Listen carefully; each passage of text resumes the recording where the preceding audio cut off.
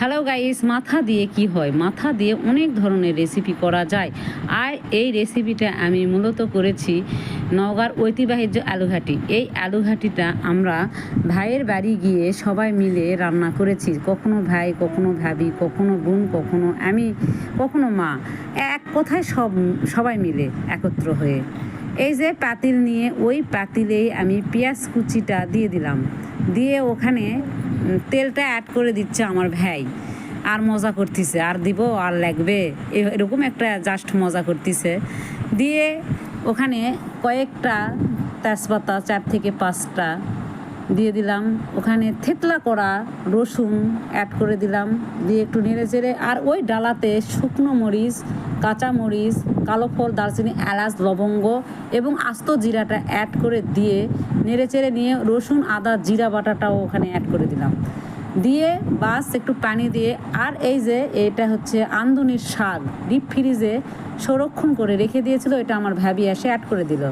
আর এই যে শুকনো মরিচের গুঁড়ো, হলুদের গুঁড়ো, লবণ এখানে অ্যাড করতেছে আমার ভাই, মানে বলতেছে আর লাগবে আর লাগবে, এরকম একটা মজা করে গাইস মানে রান্নাটা হচ্ছিল। এই যে তারপরে মাছটা দিয়ে দিল, একটু পানি দিয়ে কষানো হয়ে যাচ্ছে, এটা একটু কষাতে দিব। এই যে পানি দিয়ে পরিমাণ মতো পানি দিয়ে এখন ঢাকনা দিয়ে ঢেকে দিব। আসলে একসঙ্গে হলে কি যে মজা, যাদের পরিবার বড় তারাই জানে এই মজাটা কীরকম।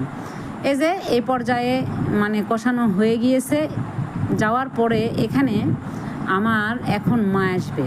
আর আলু ছিলে মতে আমরা সবাই একসঙ্গে রেখে দিয়েছিলাম, আর এটাই আমার এসে মাটা অ্যাড করে দিবে। মা অ্যাড করে এখানে পানিটাও অ্যাড করে দিচ্ছে আর আমি নাড়তেছি। এটা আমরা রান্না করেছি মূলত খোলা আকাশের নিচে। কী যে মজা আর কী যে আনন্দ, আসলে বলে বোঝাতে পারবো না। যাদের পরিবার বড় তারাই জানে এভাবে আসলে একত্র হলে কী যে আনন্দ পাওয়া যায়। আর যে যার মতো করে মানে বলতেছে যে যেন স্বাদ হয়, পুড়ে যেন না যায়, এই ভয়ে আমি একটু নাড়তেছি বারবার। যদি পুড়ে যায় তাহলে তো সবাই খাবে, বুঝতেই তো পারছেন। বাস নাড়তেছি আর জাল দিচ্ছি। আমরা এভাবেই নওগাঁর আলুঘাটিটা ঐতিহ্য রান্না করে থাকি। আপনারা কীভাবে রান্না করে থাকেন অবশ্যই কমেন্টে জানিয়ে দিন। ধন্যবাদ। আসসালামু আলাইকুম।